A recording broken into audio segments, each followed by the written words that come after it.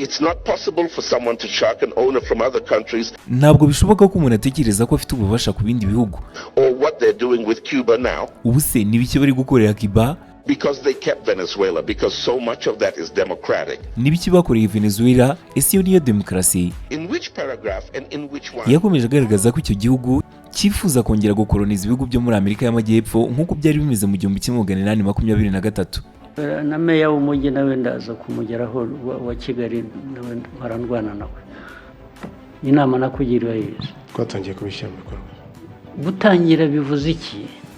So namwe muraza kumbona rero bitari kera. Minister of Infrastructure hano ninde?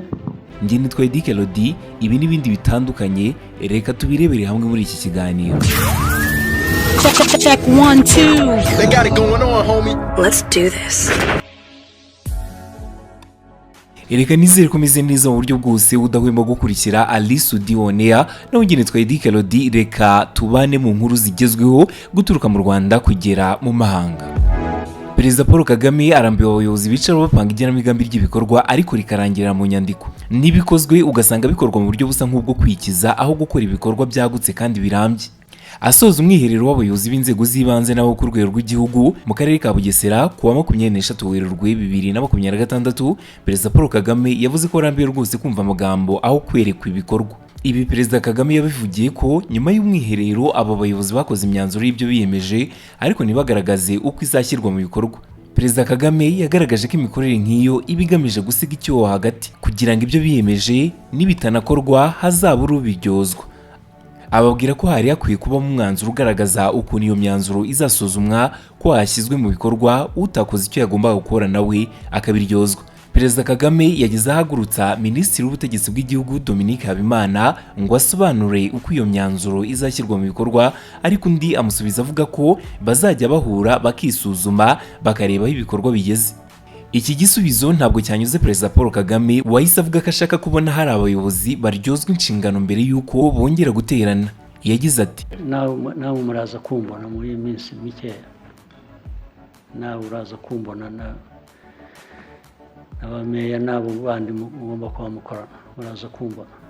Yagaragaje gutishimira imikorere y'abakozi dore ko yabwiye Minisitiri w'Ubutegetsi bw'Igihugu ko mu gihe bazongera guhura ibyafashwe nk'imyanzuro muri uwo mwiherero w'abayobozi bitarashyizwe mu bikorwa nawe azaba umwe mu baryozwa inshingano akagira inkovu z'inshingano. Perezida Kagame yababuriye ubwo yasozaga umwiherero w'inzego z'ibanze n'ubutegetsi bwite bwa leta, aho yavuze ko hari abayobozi yagira inama kenshi ariko bakaba bataragize icyo babikoraho. Muri abo Perezida Kagame yahereye kuri meya w'umujyi wa Kigali Samuel Dusengiyumva. Ntiyavuze inama yamugiriye ariko yerekanye ko babiziranyeho cyane, ariko akaba atarubahirije ibyo bavuganye.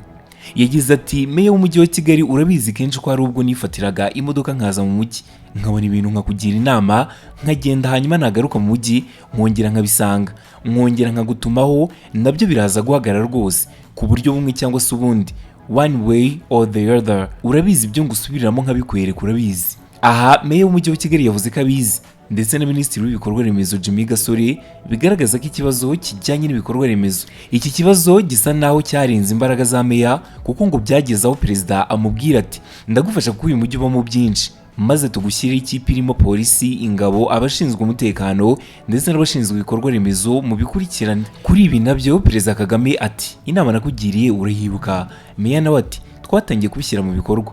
Ariko naho Perezida ntiyanyuzwe kuko avuga ko gutangira ubwabyo ari intambwe ikiri ntoya kuko hashize imyaka bisaba ku buryo byakagombye kuba byararangiye. Yagize ati none ubu nibwo mwatangiye? Niba mwaratangiriye igihe kuki ntacyo mwagezeho? Kuki bitagaragara? Namwe muraza kumbona igihe kitari kera. Perezida Kagame yabaje Minisitiri w'ibikorwa remezo kugira ngo amenye niba nawe yibuka ibyo bavuganye kuri ibyo bibazo, nuko agaragaza ko abizi ndetse bagiye gukorana n'umujyi wa Kigali, ariko umukuru w'igihugu wagaragaje ko yarambiwe ntiyamwemereye kwirirwa ajya muri byinshi. Aramubwira ati namwe muraza kumbona. Perezida Kagame kandi yagarutse ku kibazo cy'abana bata ishuri bakajya mu byaha kandi batarabuze ubishyurira ishuri, ati nabyo mubihagarike. Ngayo amakuru avugwa mu Rwanda. Reka tunyiruke mu mahanga. Igihugu cya Iran cyahakanye ibyuko cyaba kiri mu biganiro na Leta Zunze Ubumwe za Amerika nyuma y'uko Perezida Trump yavuze ko byabaye ndetse bikaba byaranatanze umusaruro mwiza. Perezida w'inteko ishinga amategeko ya Iran Mohammad Baghel Ghalibaf yavuze ko Perezida Trump arimo gukoresha igitekerezo cy'ibiganiro kugira ngo yikure mu kimwaro Amerika na Israel byishyizemo. Abayobozi bakuru ba Iran bahakanye ko igihugu cyabo kigeze kigirana ibiganiro na Leta Zunze Ubumwe za Amerika amasaha make gusa nyuma y'uko Perezida Trump avuze ko habaye ibiganiro byatanze umusaruro bigamije kurangiza intambara. Kuwa mbere tariki 23 Werurwe 2026 Baghel Ghalibaf yatangaje ku mbuga nkoranyambaga ko nta biganiro na Amerika byigeze bibaho. Kuri X uyu munyakibayiro yagize ati inkuru z'ibinyoma zirimo gukoreshwa mu kuyobya uburari ku masoko y'imari nayo peteroli no kugerageza kwikura mu kimwaro Amerika na Israel byishyizemo. Ibi birahura neza n'ibyari byavuzwe mbere byatangajwe n'umuvugizi wa Minisiteri y'Ububanyi n'Amahanga ya Iran Ismail Baghei nabo wakanye ko hari ibiganiro byigeze biho hagati ya Iran na Amerika. Mu magambo yatangajwe n'ikigo cya leta gishinzwe amakuru muri Iran IRNA, Baghei yavuze ko hari ubutumwa bwaturutse mu bihugu bimwe na bimwe bifitanye umubano mwiza na Iran bujyanye n'icyifuzo cya Amerika cyo kugirana ibiganiro bigamije guhagarika intambara. Ibi biravugwa mu gihe intambara ya Amerika na Israel byagabye kuri Iran igeze mu cyumweru cya kane, aho kuwa mbere ingabo za Israel zatangaje ko zagabye ibindi bitero bishya ku murwa mukuru wa Iran, Tehran. Iran nayo yakomeje kohereza ibisasu bya misile na drone mu bice bitandukanye byo mu burasirazuba bwo hagati ndetse hagarika ingendo z'amato hafi zose anyura mu muyoboro wa Hormuz, inzira y'ingenzi yo mu nyanja inyuramo hafi 1/5 cy'ibikomoka kuri peteroli na gaze bikoreshwa ku isi. Kuwa gatandatu Trump yari yavuze ko azasenya burundu inganda z'amashanyarazi za Iran iramutse idafunguye umuhoro wa Hormuz mu gihe cy'amasaha 48 gusa ngo amato yose atambuke. Icyakora kuwa mbere w'iki cyumweru mu gitondo Trump yanditse ku rubuga nkoranyambaga rwe Truth Social avuga ko yahaye amabwiriza Minisiteri y'Ingabo ya Amerika yo gusubika ibitero byose byari biteganyijwe ku nganda z'amashanyarazi n'ibikorwa remezo by'ingufu bya Iran mu gihe cy'iminsi 5. Mu yandi makuru kandi Perezida wa Brazil Luiz Inácio Lula da Silva we yavuze ko Leta Zunze Ubumwe za Amerika kuba zarataye muri yombi uwari Perezida wa Venezuela Nicolas Maduro n'uburyo ifata ibihugu byo muri Amerika y'Amajyepfo byerekana ko ishaka kongera kubikoloniza. It's not possible for someone to shark an owner from other countries. Ntabwo bishoboka ko umuntu atekereza ko afite ububasha ku bindi bihugu. Or what they're doing with Cuba now. Ubuse nibiki bari gukorera Cuba? Because they kept Venezuela, because so much of that is democratic. Nibiki bakoreye Venezuela? Ese yo niyo demokarasi? In which paragraph and in which one? Yakomeje agaragaza ko icyo gihugu cyifuza kongera gukoloniza ibihugu byo muri Amerika y'Amajyepfo nk'uko byari bimeze mu 1823. Amerika yataye muri yombi Nicolas Maduro tariki 3 Mutarama 2026 igabye ibitero mu murwa mukuru wa Venezuela Caracas ndetse ita muri yombi Perezida Nicolas Maduro n'umugore we. Maduro ashinzwe kwinjiza muri Amerika ibiyobyabwenge ndetse n'ibindi bifitanye isano nabyo. Ubwo yari mu nama y'umuryango w'ibihugu byo muri Amerika y'Amajyepfo na Caraïbe yabereye Bogota muri Colombia, Venezuela Luiz Inácio Lula da Silva yagaragaje ko ibiheruka gukorwa na Amerika atari demokarasi. Yagize ati ntabwo bishoboka ko umuntu atekereza ko afite ububasha ku bindi bihugu. Ubuse nibiki bari gukorera Cuba? Nibiki bakoreye Venezuela? Ese yo niyo demokarasi? Yakomeje agaragaza ko icyo gihugu cyifuza kongera gukoloniza ibihugu byo muri Amerika y'Amajyepfo nk'uko byari bimeze mu 1823. Ati nyuma yo gutwara ibintu byose twari dufite ubu barashaka gutwara n'amabuye yacu n'ubutaka bwacu bw'agaciro. Barashaka kongera kudukoloniza. Indi nkuru irimo kuvugwa cyane nuko inteko ishinga amategeko ya Korea ya Ruguru yongeye gutora Kim Jong Un nka perezida w'icyo gihugu nk'uko byemejwe n'igitangazamakuru cya leta ya Korea ya Ruguru KCNA ku itariki 23 Werurwe 2026. Kwemeza Kim Jong Un nka perezida, inteko ishinga amategeko ivuga ko ari ugusubiza ibyifuzo by'abaturage bashaka ko akomeza kubayobora akayobora iki gihugu cyabo. KCNA yatangaje ko iyo nteko yanatoye Jo Yong-won, umwe mu bantu bari hafi ya Kim Jong Un nk'umuyobozi wa komite ihoraho y'inteko ishinga amategeko, ukaba ari wo mwanya ukomeye kurusha indi yose mu nteko. Ni mu gihe kandi wari minisitiri w'intebe Park Tae-sung yagumye kuri uwo mwanya, naho Kim Ton-hong agirwa minisitiri w'intebe wa mbere wungirije, akaba ari umwanya mushya washyizwe mu nama y'ishyaka riri ku butegetsi The Workers' Party of Korea WPK iheruka. Inama yo ku cyumweru yanaganiriye ku ivugururwa ry'itegeko nshinga rya Korea ya Ruguru, ingamba zafashwe mu gushyira mu bikorwa gahunda y'imyaka 5 y'iterambere n'ibindi. Ubusanzwe Korea ya Ruguru ikora inama y'inteko ishinga amategeko nyuma ya kongere y'ishyaka hagamijwe gushyira amategeko akenewe mu gushyira mu bikorwa ibyemezo byafatiwe muri iyo kongere. Mu mpera z'umwaka wa 2011 nibwo Korea ya Ruguru yashyizeho Kim Jong Un nk'umukuru w'igihugu nyuma y'urupfu rwa se Kim Jong Il wapfuye tariki 17 Ukuboza 2011. Mu gihe mu 2012 yakomeje kuyobora ndetse agirwa umugaba mukuru w'ingabo, anahabwa inshingano zo kuyobora ishyaka rikomeye riri ku butegetsi, bituma agira ububasha busesuye mu nzego zose z'igihugu. Nubwo muri Korea ya Ruguru haba amatora mu nzego zimwe na zimwe, ariko Kim Jong Un ntabwo yatowe n'abaturage mu buryo busanzwe, ahubwo yagiye ashyirwaho n'inzego.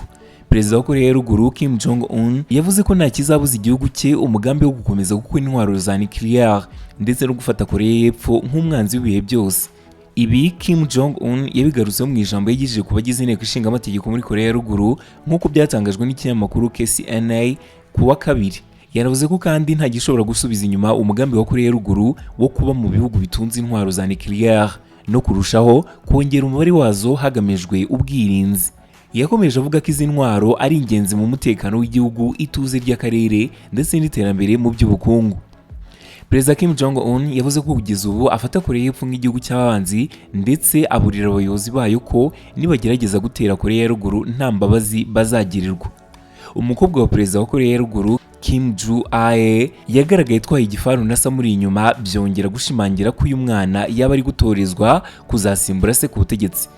Mu ifoto yashyizwe hanze n'ikinyamakuru cyo muri iki gihugu KCNA yagaragaje uyu mwana w'umukobwa atwaye igifaru, hejuru yacyo hicaye se Kim Jong Un ndetse n'abasirikare batatu bari inyuma ye.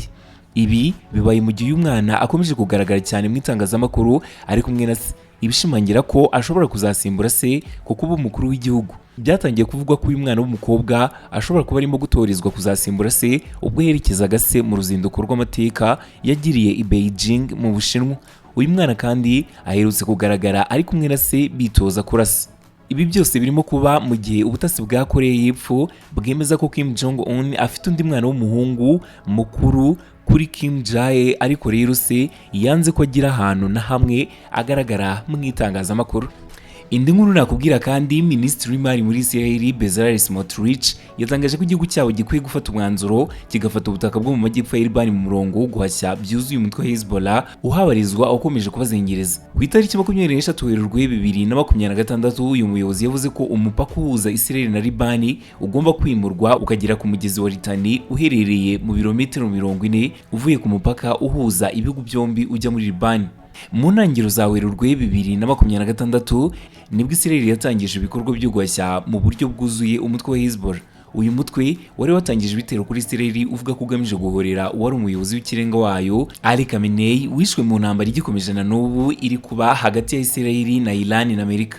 Ni intambara yatangiye tariki 28 Gashyantare 2026. Umuryango uharanira uburenganzira bwa muntu wo muri Amerika uzwi nka Human Rights Activist New Agents ugaragaza ko abamaze kuyigwamo barenga 3200 barimo n'abasivili 1400. Israel yasabye abatuye mu majyepfo ya Libani kuva mu gice cy'amajyepfo ya Litani kubera ko igiye gutangiza ibitero simusiga byo guhashya umutwe wa Hezbollah. Ubuyobozi muri Libani bugaragaza ko ibitero bya Israel bimaze kwicirwamo abaturage 880 mu byumweru 2 gusa bishize, binakomeretsa abantu 2000 mu gihe abandi bagera kuri miliyoni. Minisitiri w'Imari muri Israel Bezalel Smotrich ati, ndabivuga nemye mu byavugwaho byose umupaka wa Israel mushya ugomba kuba Litani. Ibi bikorwa bigomba guhindura ibintu, haba Hezbollah ariko nanone bigomba guhindura n'imipaka ya Israel. Mu minsi ishize Minisitiri w'Ingabo wa Israel Katz yavuze ko Libani ishobora kubura ubutaka bwayo mu gihe yagenda bigura intege mu kwambura intwaro Hezbollah. Ibi bibaye mu gihe tariki 22 Werurwe 2026 ingabo za Israel zatangaje ko zigiye kwagura ibikorwa bya gisirikare muri Libani, byaba ibyo ku butaka n'ibyo mu kirere. Njye nitwa Kelodie, komeza ukurikira channel yacu, ukore subscribe, ukande like, comment nayo yaba ari nziza. Ndagaruka mu nkuru ikurikira. The single most significant thing that truly rivals the immense power of the missile and the dollar, or of physical currency and precious gold, is the influence of the written word and the weight of the legal fine. Check 1 2. They got it going on, homie. Let's do this.